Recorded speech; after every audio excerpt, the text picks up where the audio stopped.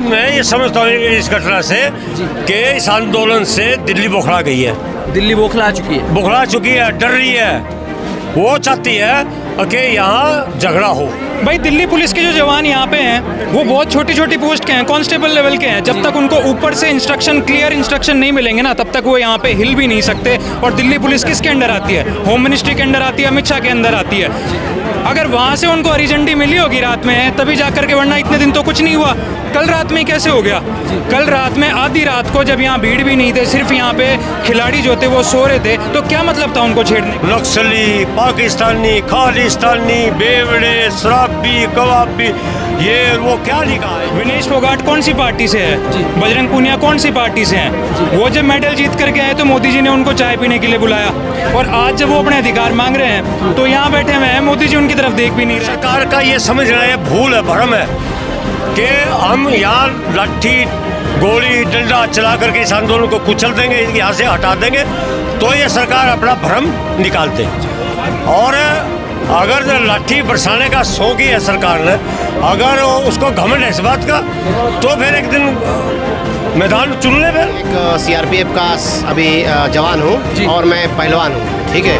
और एक पहलवान होने के नाते और एक इंसान होने के नाते मैं यहाँ पे सपोर्ट करने के लिए आया हूँ, चाहे नौकरी रहे, चाहे जो नौकरी हमारी जाए। भाई मैं तो कहता हूँ देश में नहीं, दुनिया में जिसके आदमी के थोड़ा सा भी छाती में जमीर बच गया हो ना, किसी भी राजनीतिक दल में, वो यहाँ आएगा और इनके साथ बैठेगा। दीपेंद्र हुड्डा के थोड़ी सी शर्म बची भी होगी जो आके बैठे हैं, ठीक है। और नरेंद्र मोदी के भी थोड़ी सी शर्म बची होगी ना, तो ब्रिजभूषण शरण सिंह को जेल में डालेगा। जिसके थोड़ा सा भी ये बचा हुआ होगा कि हाँ भाई हम देश में रहते हैं और ये देश का गौरव है, वो तो आदमी इनके साथ खड़ा होगा, और जिसके नहीं बचा वो इनके विरोध में खड़ा होगा। एक आध तो गिना चुना मेडल आता है। 2016 में साक्षी मलिक ने पहला मेडल जीता था। एंट्री जो हुई थी मेडल की साक्षी मलिक से हुई थी जी, समझ गए। बाद में औरों ने मेडल जीते हैं, बाद में एक नीरज चोपड़ा जी ने, और औरों ने बाद में जीते हैं। और इतना खुशी हुई थी, इतना पूरे देश को खुशी मिली थी। आज वो बेटी अगर फोल्डिंग पे सोना चाहती है तो वो फोल्डिंग की एंट्री नहीं होने दी। नहीं जा रहा जी, इनके साथ मार पिटाई की गई है जी, चोटें भी हैं जी, घायल किया है पुलिस ने नाजायज तरीके से, और उसको लेकर के पूरा भारतवर्ष स्तब्ध है। सुप्रीम कोर्ट, यहाँ तक सुप्रीम कोर्ट के ऊपर भी लोग गलत निगाहें देखने लगे। सुप्रीम कोर्ट भी साफ नहीं रहा है। क्या सुप्रीम कोर्ट को 5 दिन के बाद होश आया? सुप्रीम कोर्ट 5 दिन पहले कहाँ सोया था?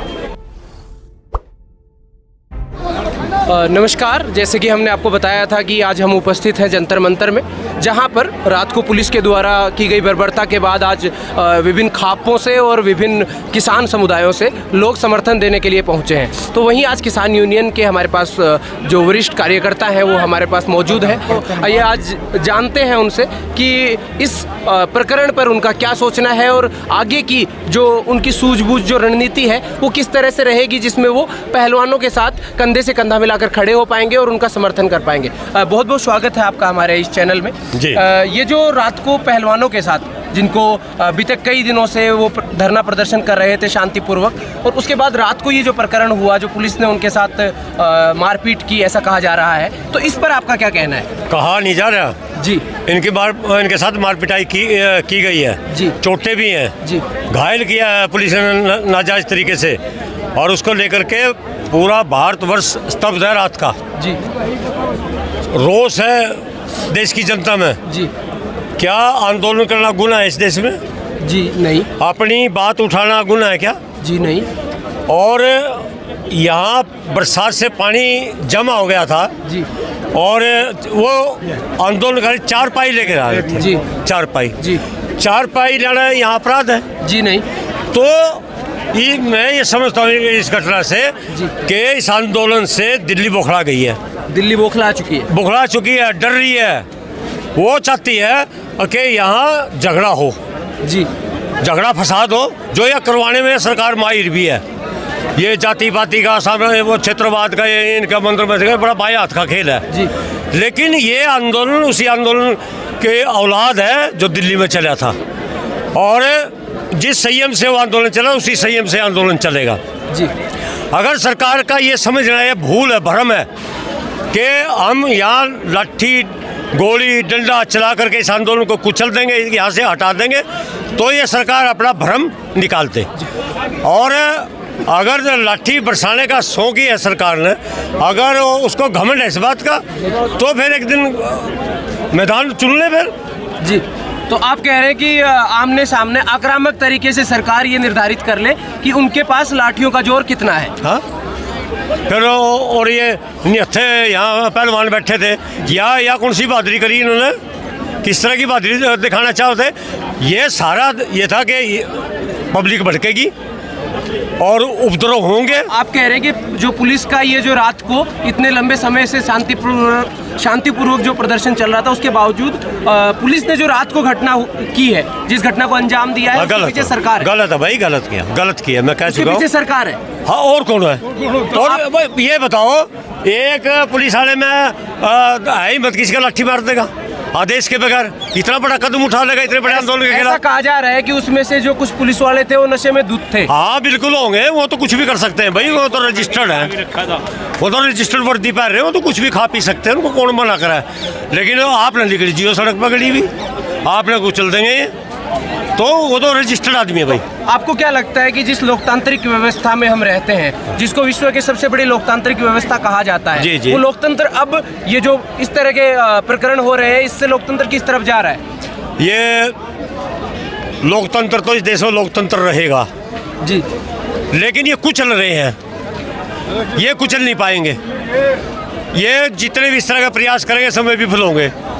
मैं ज़्यादा दोहराना नहीं चाहता। मैं एक जब हम दिल्ली में थे, क्या नहीं आरोप लगे आपके सामने हमारे पे जी, गिनवाऊंगा तो एक बहुत बड़ी फहरिस्त है आरोपों की। नक्सली, पाकिस्तानी, खालिस्तानी, बेवड़े, शराबी, कबाबी, ये वो क्या नहीं कहा है इन्होंने। यहाँ भी कहा गया कि ये जो प्रदर्शन कर रहे हैं, ये एक जाति विशेष से हैं, ये एक समुदाय विशेष से हैं, ये एक जगह विशेष से हैं, ये एक क्षेत्र विशेष से हैं। तो इस तरह की ये जो प्रक्रम है, ये आपको लगता है कि सरकार ही करवा रही है? देखिए, दो चीज़ होता है, एक तो आदमी का अपना व्यक्तिगत जीवन होता है जी, और एक उसका सार्वजनिक जीवन होता है जी। अब इस प्रधानमंत्री ने कहा, हम प्रधानमंत्री है ना, आया तो नरेंद्र मोदी जी। ये व्यक्तिगत भी जीवन है इनका जी, लेकिन अब इनका जीवन सबके लिए है जी। अब ये सबके है, खिलाड़ी सबके होते हैं जी, तो ये गौरव है जी, गौरव है ये देश का, समाज का। जी। हम सर उठा के कह सकते हैं अकेले हमारे बच्चों ने देश को सोना दिलवाया, जी, इनकी वजह तो कह सकते हैं जी। ना। और उन्हीं के साथ इस तरह का व्यवहार करना, और मैं ये आपसे कहना चाहता हूँ कि इन बेटियों ने जिस तरीके से संघर्ष करके पहले इन्होंने अपना इरादा नहीं छोड़ा। कुछ लोग सवाल उठाते हैं ये पहला क्यों नहीं बोल रही, जी। ये वहीं टूट जाती। जी, कई बार जुल्म सह कभी आदमी आगे बढ़ता है। ये इतने बड़े जुल्म से शिकार होकर के इन्होंने देश का गौरव बनाया। जो सरकार कह रही है, जो ब्रजभूषण शरण सिंह कह रहे हैं कि जब FIR दर्ज की जा चुकी है, उसके बावजूद आप यहाँ से खड़े क्यों नहीं हो रहे हो? कहाँ FIR? जो कि हाल ही में विनेश फोगाट जी ना ये लगा FIR में भाई देखो, ना तो उसकी मीडिया में कॉपी सार्वजनिक करी गई, ना इनको दी गई जी। इनको कॉपी देने का हक है जी। तो आप कह रहे हैं कि FIR जो कहा जा रहा है कि FIR हुई है, ये तो ऐसा झूठ बोलते हैं जी, और बाद में जुमला कह देंगे। FIR दर्ज कराना हमारा तो जुमला था, और उन्होंने ये आंदोलन खिसक जाए, मतलब खिसकाते गुमराह करके बहका, फिर बार बार आंदोलन कोई होते हैं जी, बार बार कोई इकट्ठा हो जाता है, बार बार कोई इतना पैसा खर्च किया जा सकता है, बार बार कोई आने भी नहीं देगा जी, ठीक है ना। तो इनका हमें यकीन नहीं है कि FIR दर्ज कर दी, अगर है तो सार्वजनिक कर दो। क्या लिखा है उसमें, क्यों छुपा रहे हैं अभी? तो इस तरह की बातें शक पैदा करती हैं जी। ठीक है, आपने दर्ज कर दिया, अच्छी बात है, और दिखा तो दो उसमें लिखा क्या है। इसी बात के पीछे जब ये कहा गया, जो आप कह रहे हैं आपका जो दायरा है वो सही है शक करने का, परंतु जो कहा जा रहा है कि FIR हुई और उसके बावजूद ये खड़े नहीं हुए, मैं कह चुका राजनीतिक पार्टी, मैं तो ये कह रहा, कहा तो पता नहीं क्या क्या जाता है। तो आप इसका खंडन करते हैं कि ये राजनीतिक पार्टियों के पीछे के सपोर्ट के बिना प्रोटेस्ट हो रहा है? 100 का 100 कोई राजनीतिक सपोर्ट नहीं है यहाँ। ये जो सरकार इल्जाम लगा रही है, या फिर जो विभिन्न सरकार डर रही है, खिलाड़ी इस करके इल्जाम लगा रही है, आंदोलन को बदनाम करना चाह रही है, दब रही है। दबाव में है सरकार। तो आपका अगला कदम क्या होगा? आपको लगता है कि आपके यहाँ इकट्ठा हो जाने से सरकार जो है वो दबाव में आ जाएगी और सरकार जो है वो अब ब्रजभूषण पर कार्रवाई कर देगी? भैया बस आंदोलन का यही तो सच्चा तरीका है जी। यहाँ आना ही बहुत बड़ी बात है। फिर क्यों बैरिकेडिंग कर दी, क्यों रोक लिया? आज ट्रैक्टर ट्रालियों को भी बॉर्डर पर कई जगह रोका हुआ है। हमारे कुछ कार्यकर्ता यहाँ आए हैं नहीं, अपना ये जो आंदोलन का सामान है ना, इसको उतार करके इधर उधर से आए हैं, ठीक है ना। तो ये इस तरह के हथकंडे पैदा कर रहे हैं। मैं जो आपसे समझना चाहता हूँ, जो आपने ट्रैक्टर ट्रॉली की बात की, जब पिछले बार जब 3 कानूनों की बात हुई, जब सरकार झुकी, तब भी ट्रैक्टर लेकर किसान यहाँ पर मौजूद थे। अब भी किसान जो थे वो वहाँ से चले और ट्रैक्टर ट्रॉली लेके आए। तो ये आंदोलनों से ट्रैक्टर ट्रॉली का कनेक्शन है, इसको आप किस तरह से? और भाई खेत में ट्रैक्टर का हमारा क्या है भाई जी, आप इसको कैसे समझाएंगे? नहीं, ये बताओ, ट्रैक्टर और ट्रैक्टर ट्रॉली से खेत में करेंगे, पूछो क्या संबंध है ट्रैक्टर का आपका? जी भाई ट्रैक्टर तो हमारा जीवन का एक महत्वपूर्ण अंग है, पार्ट है जी। और उससे हम खेती भी करते हैं, जरूरत पड़ती है उससे आंदोलन भी करते हैं। उसमें आसानी से कम खर्चे में आते हैं हम, ठीक है ना, चले जाते हैं, आ जाते हैं, सुरक्षित रहते हैं उसमें। और अगर ये सरकार का यही हाल रहा ना, जंतर मंतर खेत का जो दूरी है ना, उसको ख़त्म कर देंगे। तो आपको क्या लगता है कि इस तरह से जो आंदोलन चल रहे हैं जनता के बीच में, इस तरह के जो भावनाएं हैं वो आहत हो रही हैं, लोग असंतोष की भावना से ग्रस्त हैं, तो 2024 जो है वो बहुत नजदीक है, अभी चुनाव भी आने वाले हैं, तो आपको क्या लगता है कि इसी तरह से आप मेरे पर राजनीतिक विषयवाणी न करवाओ, मेरे से राजनीतिक सवाल मत करो। अपने हाल में सुनो दिया है ना? नहीं जी, मैं पहले तो मेरी कोई राजनीतिक पृष्ठभूमि नहीं है। 41 साल का मेरा किसान आंदोलन है जी, और हमें इस तरह की बातों से बचते हैं हमेशा। ये अभी भी एक बड़े नेता आए थे हरियाणा के, और सारे बहुत आते हैं, उनसे पूछा करो। और मुझे उनके आने पर कोई एतराज भी नहीं है, वो अपने लेवल पे आए जाए, उनका सबका राइट है इस आंदोलन माने का। तो अब क्या समझा जाए कि जिस तरह से किसान आंदोलन चला था, उसी तरह से ये आंदोलन भी, जब तक न्याय नहीं दे दिया जाएगा तब तक ऐसे ही किसान और जो अन्य समूह है वो यहीं। आप सरकार की तरह चाह रहे हो, उठ खबा की जरूरत है? जी नहीं, हम पूछना चाह रहे हैं आपसे। पूछना क्या है, ये सुनो, ये क्या है भाई, आप जब तब तक रहोगे जी भाई, जब तक किसी चीज का आंदोलन का परिणाम नहीं होगा तो जाएंगे कैसे भाई, कहाँ जाएंगे जी? और बाप पिटेगा फिर जी, तो बाप पिटाई करेगा कैसे आगे तुम बगैर उसके? लड़ाई लड़ेंगे, जो काम करने आए हैं वो करके जाएंगे। जैसे कि सर ने कहा, आप तो युवा वर्ग से संबंध रखते हैं। सर ने कहा कि मैं किसी पॉलिटिकल पार्टी से संबंध नहीं रखता, इसलिए मैं चुनाव की रणनीति को लेकर कुछ नहीं कहूँगा। तो आप युवा हैं और यहाँ पर जो प्रोटेस्ट कर रहे हैं वो BUI प्रोटेस्ट कर रहे हैं, तो हम आपसे ये जानना चाहते हैं कि जो 2024 में चुनाव आने वाला है, क्या इस तरह के जो प्रक्रम है जहाँ पर जनता जो है असंतोष की भावना से ग्रस्त हो रही है, लोगों में रोष है, युवाओं में रोष है, क्योंकि जो देश के हीरो कहे जाते हैं वो रोड पर बैठे हैं लंबे टाइम से और उनके साथ पिटाई जैसी घटनाएं सामने आई है, तो इस पर आपको क्या लगता है कि इसका परिणाम क्या होगा? देखिए, पहली बात तो इसको राजनीतिक रंग देना बिल्कुल गलत है भाई। विनेश फोगाट कौन सी पार्टी से है, बजरंग पूनिया कौन सी पार्टी से हैं? वो जब मेडल जीत करके आए तो मोदी जी ने उनको चाय पीने के लिए बुलाया, और आज जब वो अपने अधिकार मांग रहे हैं तो यहाँ बैठे हुए हैं, मोदी जी उनकी तरफ देख भी नहीं रहे, ठीक है? तो किसी भी पार्टी का ये आंदोलन नहीं है, ये युवाओं का आंदोलन है, ये 36 कौम का आंदोलन है। आप यहाँ देख लो, हर राज्य से लोग आए हुए हैं, हर एज ग्रुप से लोग आए हुए हैं, हर समाज का आदमी यहाँ पे आया हुआ है और अपने बच्चों की जो अधिकार है उसके लिए आया हुआ है, हमारे लिए आया हुआ है। और इसका जो राजनीतिक जो परिणाम निकल करके आएगा वो तो अगले साल हम सब लोग देख लेंगे। ठीक है, आप 2024 की बात कर रहे हैं कि जब अगले साल परिणाम आएगा तब हम देख लेंगे, परंतु जो घटना रात को हुई, जो पुलिस वालों ने इनके साथ मारपीट की गई ऐसा कहा जा रहा है, विभिन्न विजुअल्स हमारे सामने हैं, तो इस पर आप क्या सोचते हैं कि ये पुलिस की घटना थी, ये किसी राजनीतिक पार्टी का प्रभाव था, या ये कैसे हुआ? भाई, दिल्ली पुलिस के जो जवान यहाँ पे हैं वो बहुत छोटी छोटी पोस्ट के हैं, कांस्टेबल लेवल के हैं। जब तक उनको ऊपर से क्लियर इंस्ट्रक्शन नहीं मिलेंगे ना, तब तक वो यहाँ पे हिल भी नहीं सकते। और दिल्ली पुलिस किसके अंडर आती है? होम मिनिस्ट्री के अंदर आती है, अमित शाह के अंदर आती है। अगर वहाँ से उनको हरी झंडी मिली होगी रात में, तभी जाकर के, वरना इतने दिन तो कुछ नहीं हुआ। कल रात में कैसे हो गया? कल रात में आधी रात को जब यहाँ भीड़ भी नहीं थे, सिर्फ यहाँ पे खिलाड़ी जो थे वो सो रहे थे, तो क्या मतलब था उनको छेड़ने का? महिला कांस्टेबल यहाँ पे थी नहीं, हमारी विनेश फोगाट, साक्षी मलिक यहाँ थी, उनको लातें मारी गई, उनको धक्के मारे गए, उसका क्या मतलब था? कहीं ना ऊपर से तो उनके जो आका हैं ऊपर बैठे हुए, उन्होंने हरी झंडी दी होगी ना, तभी तो हुआ है ये। जी, तो आप जो ये बात कह रहे हैं कि आकाओं के द्वारा किया गया प्रकरण है, वहीं पे सोशल मीडिया पर जो प्रसारित बात है, ये मैं नहीं कह रहा हूँ, ये सोशल मीडिया के हवाले से मैं कह रहा हूँ कि समय समय पर ऐसे आरोप लगाए जाते रहे हैं कि दीपेंद्र हुड्डा जी जो है वो इनके आंदोलन के पीछे हैं, वो आंदोलन करवा रहे हैं, कांग्रेस आंदोलन करवा रही है। तो इस बात की सच्चाई की तरफ एज ए युवा होने के नाते आप क्या सोचते हैं कि ये आरोप जो है इनको कोई पॉलिटिकल पार्टी स्पॉन्सर कर रही है? भाई मैं तो कहता हूँ देश में नहीं दुनिया में जिसके आदमी के थोड़ा सा भी छाती में जमीर बच गया हो ना, किसी भी राजनीतिक दल में, वो यहाँ आएगा और इनके साथ बैठेगा। दीपेंद्र हुड्डा के थोड़ी सी शर्म बची भी होगी जो आके बैठे हैं, ठीक है, और नरेंद्र मोदी के भी थोड़ी सी शर्म बची होगी ना तो ब्रजभूषण शरण सिंह को जेल में डालेगा। जिसके थोड़ा सा भी ये बचा हुआ होगा कि हाँ भाई हम देश में रहते हैं और ये देश का गौरव है, वो तो आदमी इनके साथ खड़ा होगा, और जिसके नहीं बचा वो इनके विरोध में खड़ा होगा। प्रधानमंत्री जी का खुद का वीडियो है विनेश फोगाट जी के साथ, बजरंग पूनिया के साथ, वो क्या है? जी, वो कहते हैं कि विनेश फोगाट उसमें पॉलिटिक्स नहीं है, सदस्य उसी की बात कर रहे हैं। नहीं, उन्होंने स्पेशल जब ये इन्होंने मेडल जीता था अपने घर पे बुलाने की बात कही, और इनका पूरा वीडियो है उस पर, जिस पर उन्होंने ये कहा था बेटी कभी भी रोना, कभी भी हार, मतलब हार भी जाओ तो कभी गुमान नहीं करना हार का, ठीक है, और जीत में ज्यादा उत्साह नहीं करना। ये बातें उन्होंने कही हुई हैं उस वीडियो में, मैंने क्लियरली उसको देखा। तो ये प्रधानमंत्री जी को क्या कहेंगे? और आज ये सिर्फ कल जो लड़ाई हुई है ना, कल सिर्फ इस बात की लड़ाई हुई है कि ये बच्चे फोल्डिंग पे ना सो जाएं। जी, ये जमीन पे लेटे कीड़ा काटा और इनको काट ले सारे देश।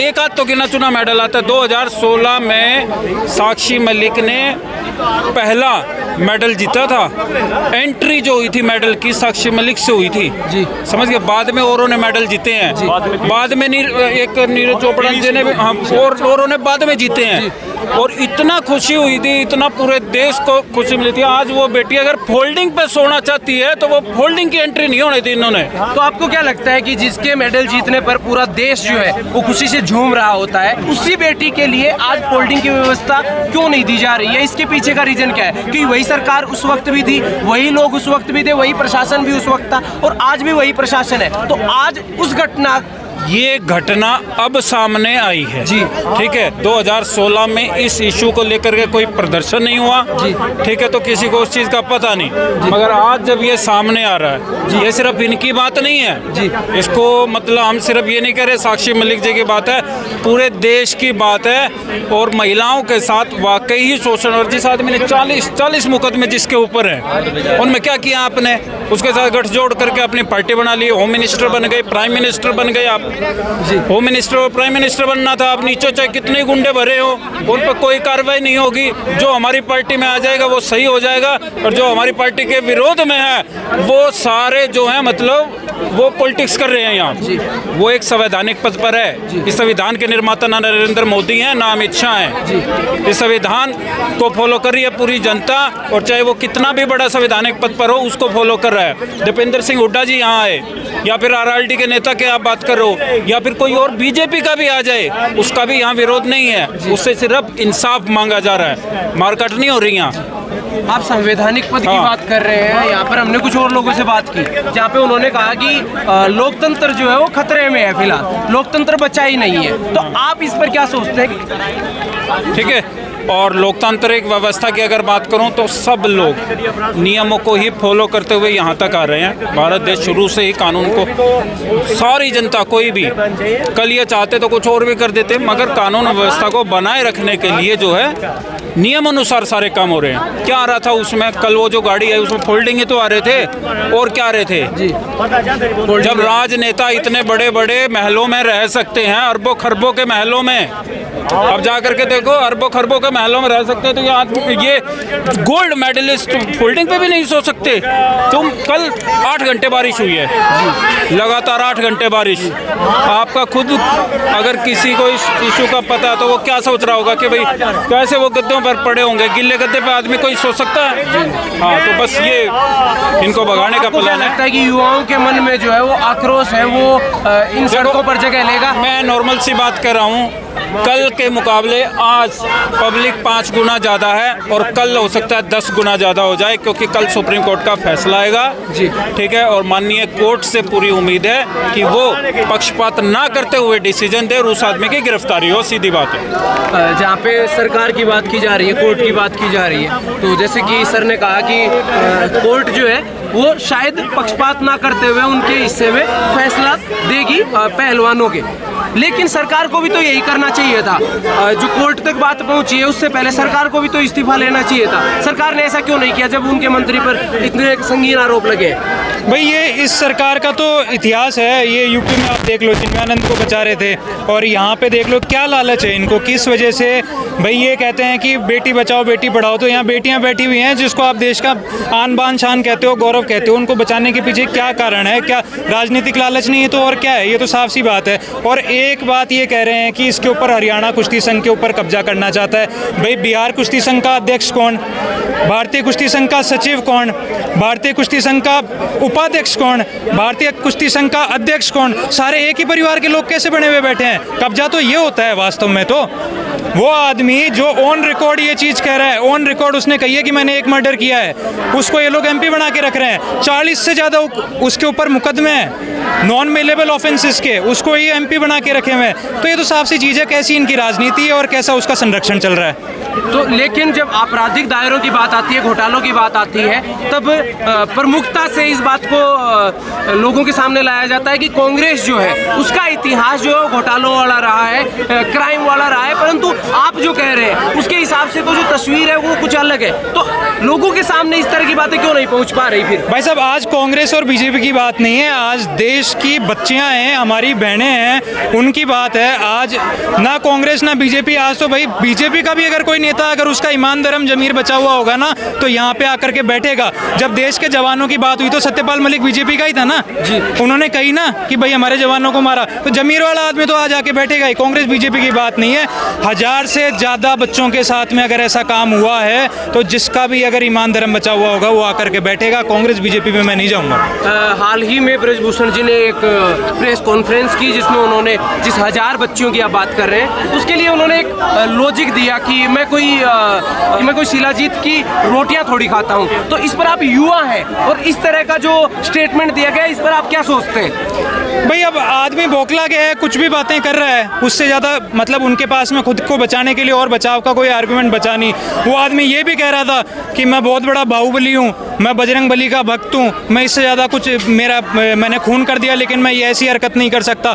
भाई वो आदमी ये भी समझ ले कि समाज से और देश से बड़ा बाहुबली भी कोई नहीं है। ये सरकार भी अपने आप को बहुत बड़ा बाहुबली मानती थी।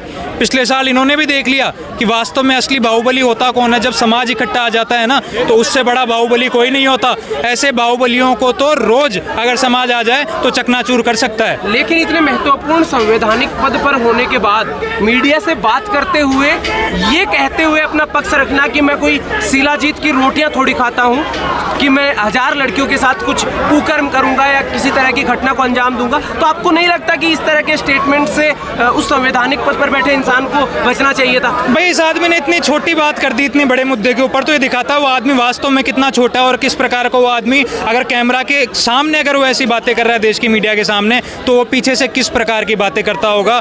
द्रोणाचार्य अवॉर्डी जो कोच साहब हैं उन्होंने एक बात कही थी कि मुझे किसी रेसलर ने आकर के कहा कि वो उससे पूछ रहे थे, बहुत छोटी उम्र की रेसलर है, उससे पूछ रहे थे कि मैं धोती कुर्ते में बढ़िया लगता हूँ कि पैंट शर्ट में बढ़िया लगता हूँ। ऐसी बातें करने वाला हमारे बाप दादा की उम्र का आदमी अगर ऐसी बातें कर रहा है तो उससे आप क्या तो उम्मीद करते होगे कि उसने पास्ट में क्या किया होगा और आगे वो क्या भला करेगा। और जो आदमी ऑन कैमरा ये भी चीज़ कह सकता है कि हाँ मैंने एक मर्डर किया था, उससे आप क्या उम्मीद कर सकते हो? ना तो उसमें कोई खौफ मीडिया का है, ना प्रशासन का है, ना देश की जनता का है, क्योंकि उसको पता है कि जो नंबर 1 की कुर्सी पे आदमी बैठा हुआ है वो उसका कंधे के ऊपर हाथ है और चाहे कोई भी आ जाए वो उसका कुछ बिगाड़ नहीं सकता। ये वहम उसके अभी तक था कि मेरे से बड़ा कोई बाहुबली नहीं है, लेकिन वो अब देख लेंगे कि खापों से बड़ा और समाज से बड़ा बाहुबली कोई नहीं है, देश से बड़ा बाहुबली कोई नहीं है। सबसे बड़ा बाहुबली देश है और समाज है और उनका जो ये घमंड है उसको तोड़ देंगे। जनता से बड़ा बाहुबली कोई नहीं है देश के अंदर। जी यही जो स्टेटमेंट था जो उन्होंने उस कुर्सी पर बैठे हुए उन्होंने कहा, और जो इसको इन्होंने कहा कि ये उस संवैधानिक पद के दर्जे के हिसाब से तुच्छ बात है,